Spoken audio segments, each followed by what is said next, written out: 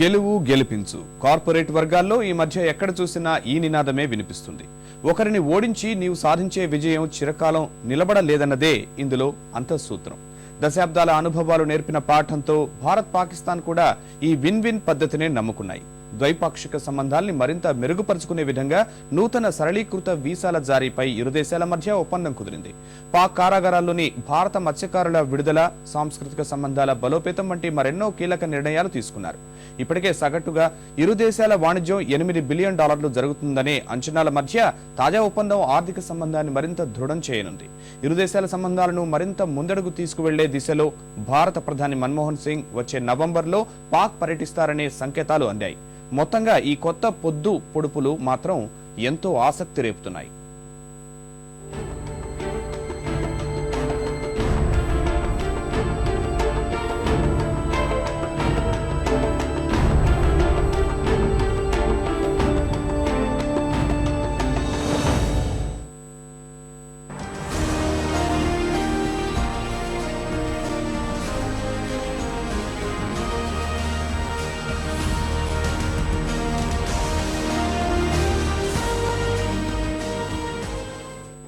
భారత్ పాకిస్తాన్ ద్వైపాక్షిక సంబంధాల్లో కీలక ముందడుగు పడింది.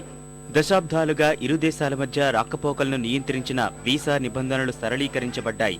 ఈ ఒప్పందం ప్రకారం భారత్ పాక్ మధ్య వాణిజ్య సంబంధాలతో పాటు పర్యాటక, సాంస్కృతిక సంబంధాలు మరింత బలపడే అవకాశాలున్నాయి. ఒకరి ఖేదం మరొకరి ఆమోదం కాదని ఇప్పుడిప్పుడే గ్రహిస్తున్న ఇరు దేశాలు ఉభయ కుశల పరిదిశగా సంబంధాలను పటిష్టపరుచుకుంటున్నాయి. ఈ దిశగా భారత్ విదేశాంగ మంత్రి ఎస్ఎం కృష్ణ, పాకిస్తాన్ అంతర్గత వ్యవహారాల శాఖ మంత్రి రెహమాన్ మాలిక్ నూతన సరళీకృత వీసా నిబంధనలపై సంతకాలు చేశారు.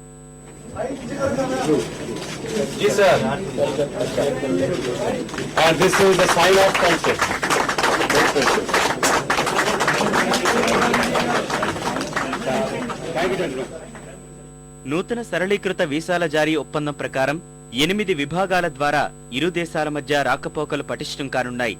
దౌత్యపరమైన, దౌత్యరహిత వీసాలతో పాటు రవాణా, సందర్శక, పర్యాటక, పౌర సమాజ, సమాచార, వాణిజ్య వీసాలు ఇక సులభంగానే జారీ కానున్నాయి. 65 ఏళ్లు పైబడిన వృద్ధులు, 12 ఏళ్లలోపు పిల్లలు సహా ప్రముఖ వ్యాపారవేత్తలకు వీసాలు జారీ చేసే విషయంలో పోలీసు రిపోర్టింగ్ నుంచి మినహాయించారు. వివాహ సంబంధాల ద్వారా ఒక్కటైన కుటుంబ సభ్యులు ఇక నుంచి 2 ఏళ్ల పాటు ఉండేందుకు సందర్శకుల వీసా ద్వారా అనుమతిచ్చారు. గతంలో ఇది ఏడాదికి మాత్రమే పరిమితమైంది. భారత్ పాకిస్తాన్ ప్రజలు ఇరు దేశాల్లోని తమ మతాలకు సంబంధించిన ఆధ్యాత్మిక ప్రాంతాలను సందర్శించుకునేందుకు వీసాలు తేలిగ్గా వస్తాయి. ఇక ఇరు దేశాల్లోని సంస్కృతి వారధులు మరింత దృఢపడనున్నాయి. పరస్పరం ప్రదర్శనలు ఇచ్చుకునేందుకు పాకిస్తాన్ జాతీయ కళా సంస్థ, భారత సాంస్కృతిక సంబంధాల మండలి ఈ మేరకు అవగాహన ఒప్పందం కుదుర్చుకోనున్నాయి. ఈ ఒప్పందం ప్రకారం సంగీతం, నృత్యం, నాటకం తదితర విభాగాల్లో పరస్పర సహకారం అందించుకోనున్నాయి. ఇరు దేశాల ద్వైపాక్షిక మెరుగుదలకు ఈ సంస్కృతి వారధి అదనపు దౌత్య మార్గంగా తోడ్పడనుంది. పర్యాటక వీసా ద్వారా ఒక కుటుంబానికి చెందిన 5 సభ్యులు 6 నెలల పాటు 5 ప్రాంతాలను సందర్శించే అవకాశం లభించనుంది. బృంద పర్యాటక వీసాలో కనీసం 10 మంది సభ్యులు ఉండాలి. గరిష్టంగా ఈ సంఖ్య 50ని మించరాదు. బృంద పర్యాటక వీసాకు కాల వ్యవధిని 30 రోజులుగా నిర్ణయించారు. పర్యాటక వీసా నుంచి వాణిజ్య వీసాను వేరు చేశారు. వాణిజ్య వీసాలను సరళతరం చేయడం ఇరు దేశాల ఆర్థిక సంబంధాలను మలుపు తిప్పే నిర్ణయమే అవుతుంది. జమ్మూ కాశ్మీర్, పాకిస్తాన్ సరిహద్దుల్లోని నియంత్రణ రేఖ వెంబడి వాణిజ్య కార్యకలాపాలు మెరుగుదలకు ఈ visa దోహదపడనుంది.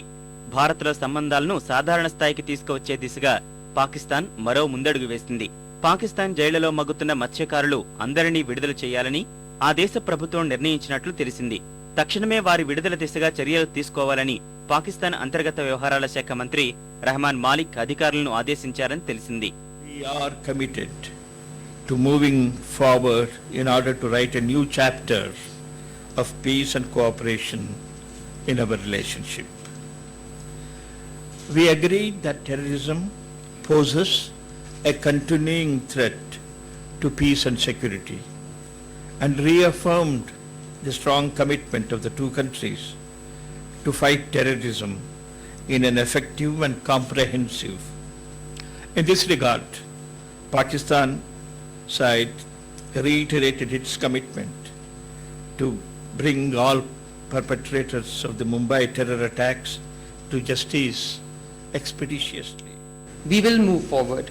What has happened since till now is history, and we will not be held hostage to history. What will occur henceforth is going to be the future. That will be our focus, the future, and we will humbly but firmly build on the convergences. So we will build on the convergences that unite us and not brood on the divergences that divide us. Foreign Minister, it has been Pakistan's keen desire to look at India and the entire gambit of relationship with India with a completely different mindset. గతంలో భారత్ పాకిస్తాన్ ప్రభుత్వాల మధ్య ఉన్నత స్థాయి చర్చలు జరుగుతున్నాయంటే ఎక్కడా లేని గంభీర వాతావరణం నెలకొనేది. ఇందుకు తగ్గట్టుగానే ఈ చర్చల్లో ఇరు దేశాల మధ్య సంక్లిష్ట సమస్యలపై ఎడతెగని చర్చలు జరిపేవారు. ఉగ్రవాదం, జమ్మూ కాశ్మీర్ అంశాలపై కీలక మంతనాలు జరిపినప్పటికీ అవి ఎక్కడ వేసిన గొంగళి అక్కడే అనే చందంగా ఉండేవి. నామమాత్రంగా జరిగే సంయుక్త సమావేశంలో తమ పర్యటనలు విజయవంతమయ్యాయని చెప్పే రెండు దేశాల ప్రతినిధులు సంక్లిష్ట సమస్యలపై మాత్రం తమవైన వాదనలే వినిపించేవారు. కొన్ని సందర్భాలలో అసలు చివరి నిమిషంలో సంయుక్త సమావేశాలు రద్దయిన ఘటనలు ఉన్నాయి. ఇరు దేశాల సమావేశాల్లో వివాదాలకు కొదవే లేదు. 2010లో ప్రస్తుతం దాయాది దేశంలో పర్యటిస్తున్న విదేశాంగ మంత్రి ఎస్ఎం కృష్ణ పాకిస్తాన్ వెళ్లినప్పుడు ఆయన వ్యవహార శైలిపై ఆ దేశ విదేశాంగ మంత్రి షా మహమ్మద్ ఖురేషీ ఘాటు వ్యాఖ్యలు చేశారు. సమావేశం మధ్యలో బయటకు వెళ్లి ఫోన్లు మాట్లాడుతున్నారని కృష్ణపై వ్యంగ్యాస్త్రాలు సంధించారు. 2 ఏళ్లు గడిచేసరికి పరిస్థితి పూర్తిగా మారిపోయింది. పాకిస్తాన్లో 3 రోజుల పర్యటనలో భాగంగా శుక్రవారం ఇస్లామాబాద్ చేరుకున్న ఎస్ఎం కృష్ణకు ఘనస్వాగతం లభించింది. తీరికలేని సమావేశాలతో కృష్ణ బృందం ముమ్మర చర్చలు జరిపింది. పాకిస్తాన్ అధ్యక్షుడు ఆసిఫ్ అలీ జర్దారీ, ప్రధాని రజా పర్వేజ్ అష్రాఫ్లతో సమావేశమయ్యారు. ఇస్లామాబాద్ లో అడుగుపెట్టిన తర్వాత కృష్ణ పాకిస్తాన్ ప్రజల మనసు దోచే ప్రయత్నం చేశారు. ఇక్కడి ప్రజలకు సహృద్భావ సందేశాన్ని తీసుకువచ్చారని చెప్పారు. పాకిస్తాన్ ప్రభుత్వ నేతలు కూడా భారత్ కోరుకుంటున్న ఉగ్రవాదం చర్యలపై తమ అభిప్రాయాన్ని స్పష్టం చేశారు. I bring a message of goodwill from India to the people of Pakistan. The leadership of India and Pakistan have mandated building of trust and confidence between our two countries. We are committed to finding solutions of all issues that have beset our relationship through peaceful bilateral dialogue. We look to the future where our two countries are able to live together in an atmosphere of friendliness and all-round cooperation, free from terror and violence.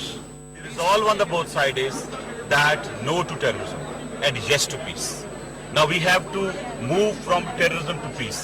And all those steps which should be taken, I assure you, Pakistan stands for that, and we will cooperate with India on every occasion.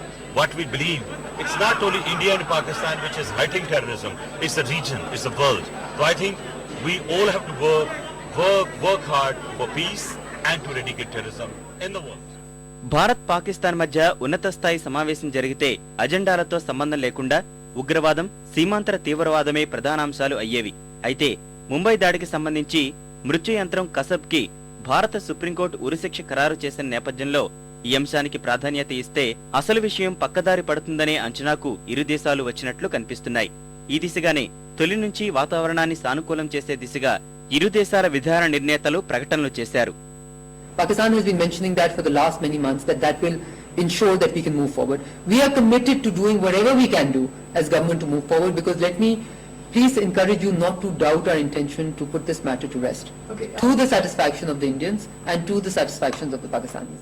పాకిస్తాన్లో జైల్లో మగ్గుతున్న సరబ్జీత్ సింగ్ ను విడుదల చేయాలన్న S M Krishna విజ్ఞప్తికి ఆ దేశ అధ్యక్షుడు ఆసిఫ్ అలీ జర్దారీ సానుకూలంగా స్పందించారు. ఈ విషయాన్ని పరిశీలిస్తానన్న ఆయన సరబ్జీత్ కేసు వివరాలపై సమగ్ర నివేదిక సిద్ధం చేయాలని అధికారులను ఆదేశించారు. ఆ తర్వాత సరబ్జీత్ తరపున వాదించేందుకు ప్రభుత్వ న్యాయవాదిని నియమించామని పాకిస్తాన్ అంతర్గత వ్యవహారాల మంత్రి రెహమాన్ మాలిక్ వెల్లడించారు. ఇన్నాళ్లు సరబ్జీత్ తరపున వాదిస్తున్న న్యాయవాది అవైస్ షేక్ ఆయన విడుదలపై ఆశాభావం వ్యక్తం చేశారు. ఈ విషయాన్ని పాకిస్తాన్ ప్రభుత్వం తీవ్రంగా పరిశీలిస్తోందని చెప్పారు. ఇక ఈ పర్యటనలో తమ దేశానికి అత్యంత సానుకూల దేశం ఎంఎఫ్ఎన్ హోదా ఇవ్వాలని పాకిస్తాన్ ప్రభుత్వంపై భారత బృందం ఒత్తిడి తీసుకువచ్చిందని తెలిసింది. ఎంఎఫ్ఎన్ హోదా దక్కితే ఇప్పటికే సిద్ధం చేసిన ఆఫ్ఘనిస్తాన్, పాకిస్తాన్ రవాణా ఏపీటీటీఏకి ఖరారు చేసుకునే దిశగా ముందడుగు పడుతుందని భారత్ భావించింది. తద్వారా పాకిస్తాన్ మీదుగా ఆఫ్ఘన్, భారత్ మధ్య వాణిజ్యం మెరుగుపడుతుందనే ఆశాభావంలో ఉంది. అయితే ఈ అంశం చర్చకు దాఖలాలు కనిపించలేదు. 3 రోజుల తన పర్యటనలో భాగంగా విదేశాంగ మంత్రి ఎస్ఎం కృష్ణ చివరి రోజు లాహోర్లో పాకిస్తాన్ ముస్లిం లీగ్ పిఎంఎల్ఎన్ నేతలు సహా వ్యాపార వాణిజ్య ప్రతినిధులు, పౌర సమాజ పెద్దలతో సమావేశం కానున్నారు. స్థానిక హిందూ మత పెద్దలతో చర్చలు జరపనున్నారు. పాకిస్తాన్లో హిందువులపై జరుగుతున్న దాడుల నివారణ దిశగా చర్యలు తీసుకోవాలని ఆయన కోరనున్నారు. భారత్, పాకిస్తాన్ల మధ్య జరిగిన ఈ చర్చలు వాణిజ్య సంబంధాలకే పెద్దపీట వేయడానికి ఆర్థిక అవసరాలే ప్రధానంగా కనిపిస్తున్నాయి. ప్రస్తుతం ఇరు దేశాల వాణిజ్యం $2.6 బిలియన్ చేరింది.